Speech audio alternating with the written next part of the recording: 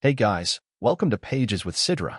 Today we are going to start chapter 549 of I Have 90 Billion Licking Gold Coins. If you haven't watched the previous chapters, make sure to check them out on my channel. Now, without any delay, let's dive into the chapter. You're good, old man.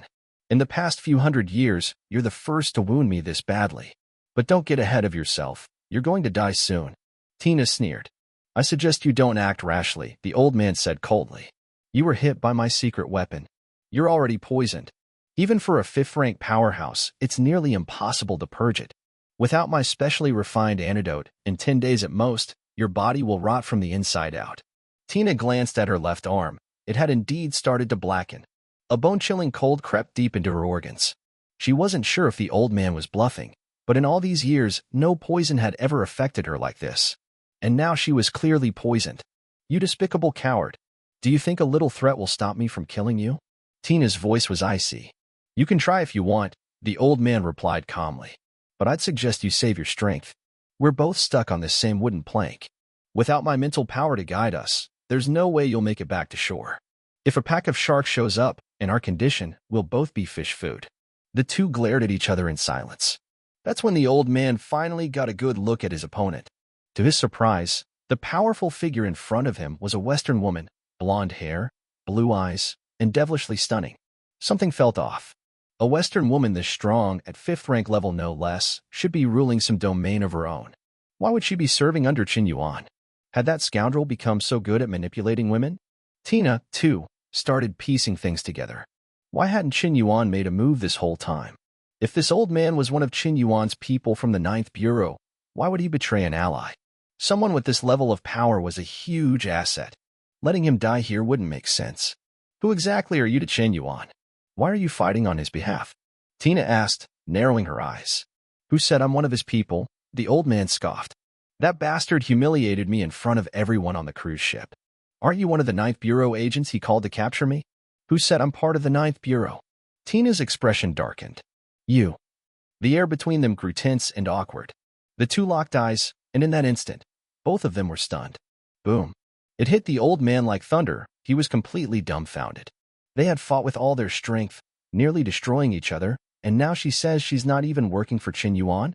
Tina, too, was at a loss. She finally realized she'd been played. You're not from the 9th Bureau? Then who are you? I'm from Medicine King Valley. That damn Qin Yuan kidnapped my grand disciple. I've been chasing him down ever since, trying to rescue her. That scoundrel has tricked me again and again. I have a blood feud with him. Tina's eyes narrowed as the truth hit her. She had been used as a pawn. Her expression darkened. She was seconds away from losing it. Tina Morgan, favorability, 10. Tina Morgan, favorability, 10. Current favorability, 20 points. If we've both been played by that bastard, the old man said, then let's call a truce. The enemy of my enemy is my friend. Qin Yuan hides his power well, but I suspect he's not much weaker than us. He has a mysterious and powerful master, but I've confirmed that the so-called master is just him in disguise. If we join forces, recover our strength, and hunt him down, that'll be our best shot. Fine, Tina finally nodded. A temporary alliance was formed. They didn't completely trust each other, but under the current circumstances, joining forces was the smartest move.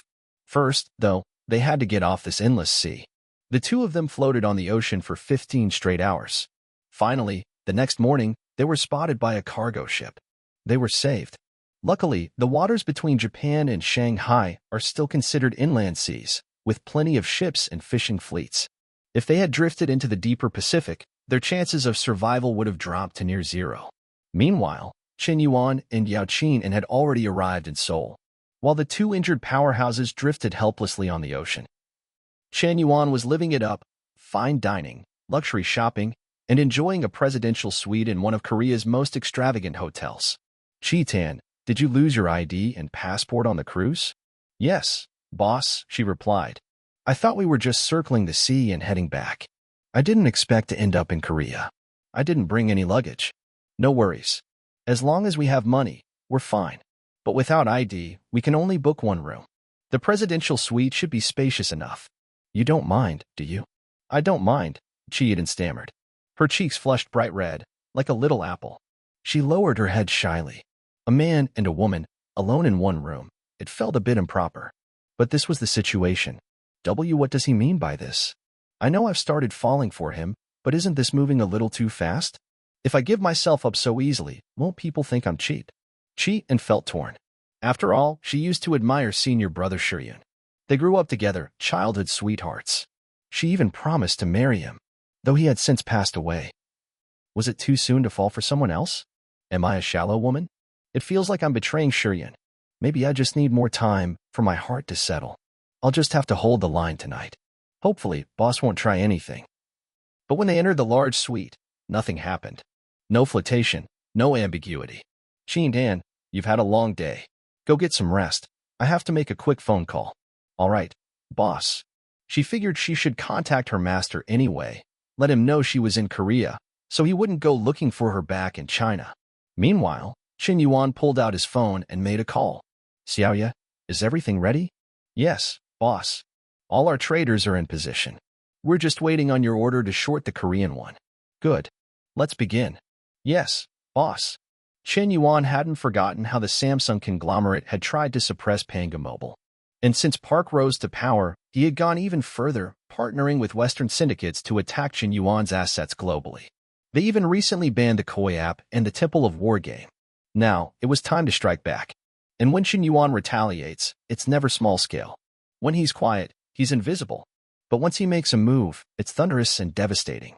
Around 10 a.m. that morning, a terrifying wave of financial force swept across Korea. Massive capital flooded into the stock market like a tidal wave. Major conglomerates, Samsung, SK, Hyundai, LG, HHI, GS, POSCO, Lotte, Manhwa.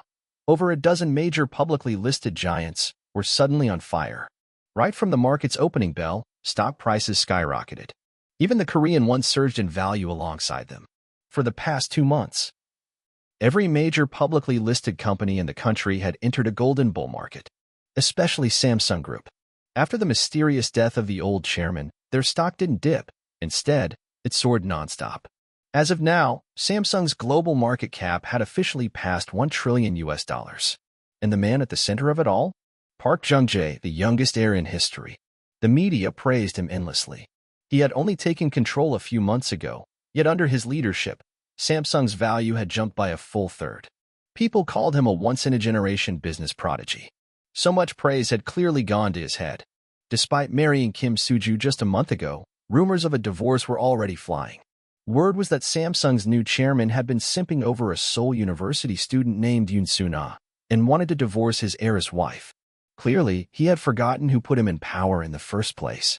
Now that he held all the cards and the company was thriving, he felt it was time to pursue true love and career success, both at once. With so many positive news stories and expert predictions, average investors rushed in too.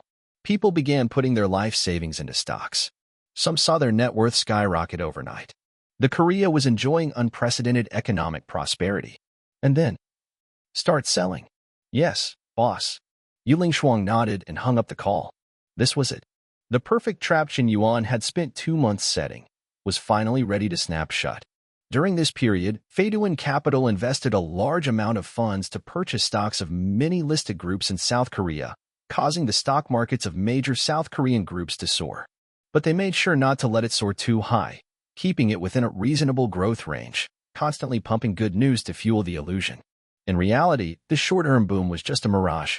Qin Yuan's true plan? Short the Korean won and short all the country's major publicly listed companies. It was simple in principle. He had bought up massive amounts of stock. Now, all he had to do was dump it all at once, and the market would crash. If he only sold, he'd take a huge loss. But Qin Yuan played it smarter. While he dumped stocks on one side, he was shorting the market on the other. The more money he lost from selling at a lower price, the more profit he made from shorting. The bigger the crash, the fatter his gains. Of course, manipulating an entire country's stock market wasn't easy. It required massive capital, and there were countless variables. One mistake, and he could lose everything. He had to anticipate interference from major financial groups, rivals trying to beat him to the short, or regulators trying to stop the crash. Triggering an international financial crisis and harvesting retail investors like crops wasn't something you could rush. He had to build the momentum, wait for the perfect moment. And now the time had come. At 10:30 a.m., The Korea stock market, once blazing green, suddenly turned blood red. And not just red, deep red. Every major listed company began to plummet. Samsung hit the daily lower limit, freezing all trades. In the trading halls, panic broke out. I don't understand. I just pulled out all our house savings, 100 million won, to buy Samsung stock. How could it hit the lower limit the moment I bought in? I was counting on this to cover the down payment. Calm down, honey. Stocks go up and down. This is normal. It might bounce back tomorrow. It's just a correction. The market has been going up for 2 months. This is just a cool down before the next rally. Maybe we should sell before the losses get worse. No. If we sell now, we'll never afford a home. You're pregnant. I want to give you and the baby a stable life. But does a stable life have to come from the stock market? This is too risky. Please listen to me. Don't say another word. I have insider info. The market will bounce. Trust me. But Day 2. The market fell again. Day 3. Still dropping. Day 4. Day 5. By the 5th day, 70% of all listed Korean companies hit their lower limit. A terrifying financial crisis had arrived. In just 1 week, Samsung's market cap vaporized by $500 billion. Half its value gone. Investors were completely trapped. President Yu, we have a problem. There's another mysterious capital whale involved. He's controlling nearly $100 billion in funds, and he's in the same market. His moves are faster than ours. Every time he acts, he manages to cash out at the exact peak. His trading skills are unreal. I've never seen this level of manipulation. It's like he has foresight. He perfectly times the highest highs and lowest lows. To win this financial war, Faduin Capital pulled every liquid cent we had, even leveraged our loans, almost 10 trillion total.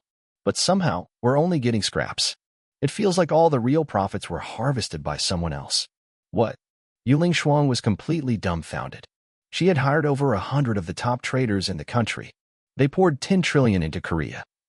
Only to let someone else walk away wearing the crown? Monday morning. Markets were closed.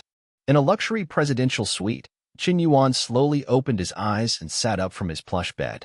As he put on his Bluetooth headset, Wang Kai's voice chimed in. Master, your net profit yesterday was $375 billion. Your total profit to date is now $1.2 trillion USD. How much? Qin Yuan was speechless. Why hadn't he used AI to trade stocks earlier? This return rate was insane. He hadn't even planned to make a big move. He just wanted a small slice of the pie while Faduin Capital stirred up the Korean market. He had about a few $100 billion sitting idle in his private account, and with $1 billion flowing through the dark web, he scraped together around $100+ billion in trading funds. He gave it all to his AI to trade using leverage, just to sip some soup. And somehow, he ended up being the #1 executioner of the Korean stock market. In just 1 week, he made over $1 trillion.